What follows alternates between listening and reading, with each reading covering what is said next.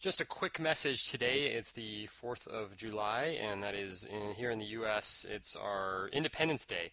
So I thought there was some applicable information that I could share today in relation to this day. I actually was looking for some information on kind of the idea of personal independence, and one of my favorite authors, Harry Browne, has a lot of really interesting things to say about it, and I came across an article that he wrote actually back in 2003, and it was called Uncelebrating the 4th of July. And I just wanted to read the beginning of it, the first few paragraphs, because I think it's important for what we kind of experience in the country today and what is reality in terms of freedom and independence. So here we go. Unfortunately, July 4th has become a day of deceit. On July 4, 1776, the Continental Congress formally declared its independence from Great Britain. 13 years later, after a difficult war to secure that independence, the new country was open for business.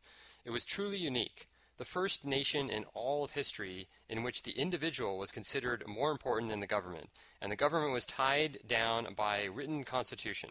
It was one nation where you could live your life secure in the knowledge that no one would ask for your papers, where you were identified by a number, and where the government wouldn't extort a percentage of your income as the price of holding a job.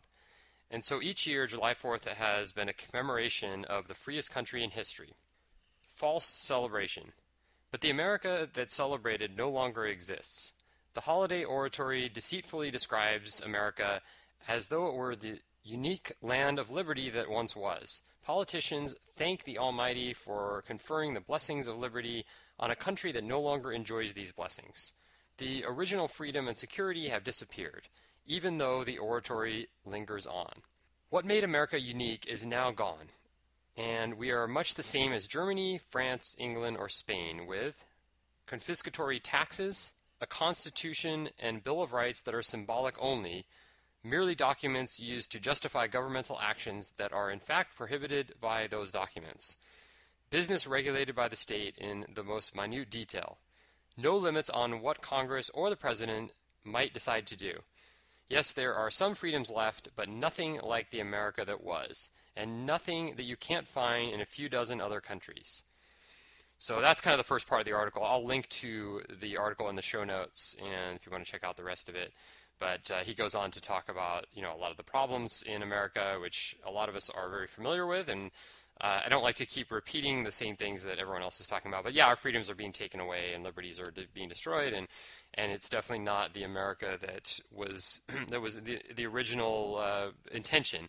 Although there were problems right after the ink dried on the Constitution, because there were a lot of people that didn't have any rights. I mean, there were slaves and women didn't have rights, and it goes on and on. So, but the idea of it, the idea of America was freedom, and so now we were in a situation where we're pretty much like a lot of other countries, and there's not a semblance left of the original intention of a free country. So, although a lot of people still believe that, and they will wave the flags, and today I'm sure there will be a lot of patriotic insanity with speeches and things like that. But it's the kind of underlying ideas of individualism and entrepreneurship and freedom are still there in America, but they aren't being practiced. So if you just listen to the rhetoric, you'd think that it is just still an amazing place. But the fact is that it isn't what it was. So what can you do? And that's what people will say when you start talking about this stuff is, okay, well, yeah, but what can I do? What can I do to change things?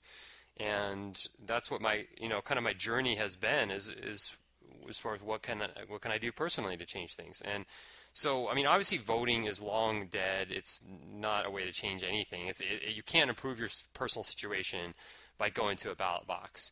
So that's it's gone. The vote is gone. The vote never really did count, but these days everything's rigged, and there's gerrymandering. I mean, the problems go on and on and on. So I never waste any time going to a ballot box or looking at issues or looking at candidates, because ultimately, fundamentally, the whole system is broken. So me casting a vote won't change anything at all, and it's a waste of time. It's a complete waste of time.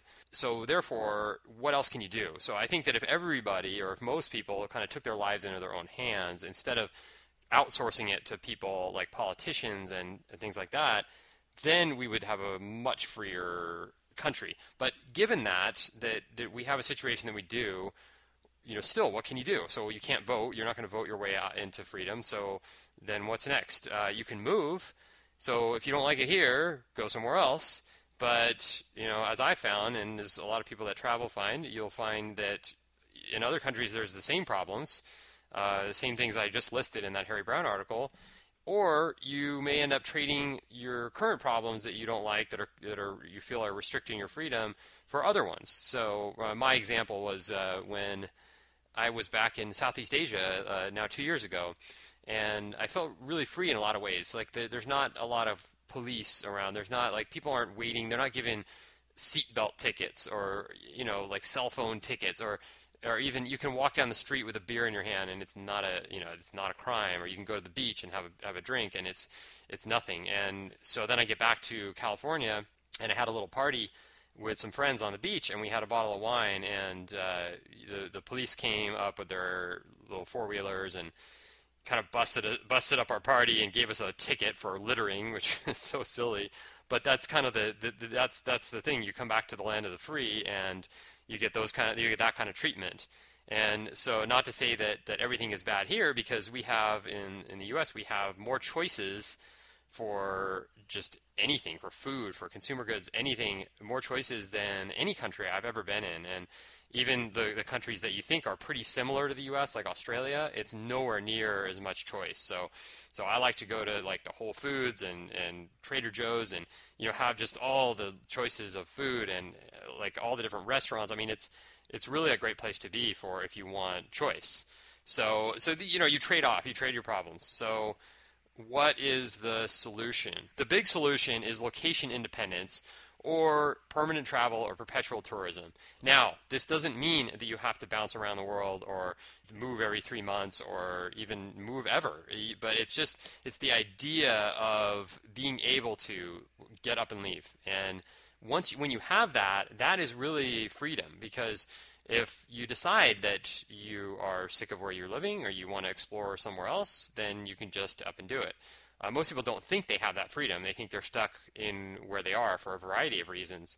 That's really where you can expand your personal freedom percentage or your personal freedom quota. So is to be able to be location independent, because part of that means that you are financially free, and part of it means that you are not tied to something like a mortgage or something that's really kind of chaining you to a specific area, or like a business that you have to run in a specific area. So those are just moving up your freedom levels. So what do you do to get this? Well, it really means taking small actions that can lead to big advancements in your personal independence and freedom. So that's really what it comes down to. Is it's not taking it all on at once. I mean, there's a lot of things you can do. There's so many different ways to improve your levels of freedom, and you can start with just I'm going to start a business, and what does that mean? Well, I can start writing. I can start doing, and I'm going to have a podcast coming up about how to really just start a basic writing business online and start earning a few dollars so that you can work your way to becoming location independent. So that's really the answer. And then there's the other side of it, which is the kind of the emotional side. If you are hung up on some things and you're not emotionally free, then that's going to you're going to be living in your own prison. So that doesn't matter where you are. It doesn't matter if you have a location independent business. If you're a slave to your emotions, then you are not living free.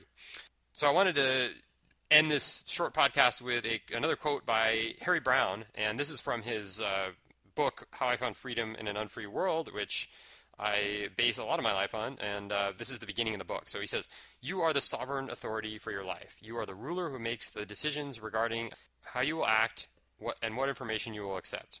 You do it anyway, but if you recognize that you do it, you gain much greater control over your future. But whether or not you accept it, you are sovereign. You rule one life, and you rule it totally. You decide which information you will accept or reject. You decide what your next action will be. You decide what moral code you'll live by. To be free, you have only to make the decision to be free. Freedom is waiting for you anytime you're ready for it." So the big question is that I'm going to leave you with today is, what do you perceive as restricting your freedom to do what you want to do today?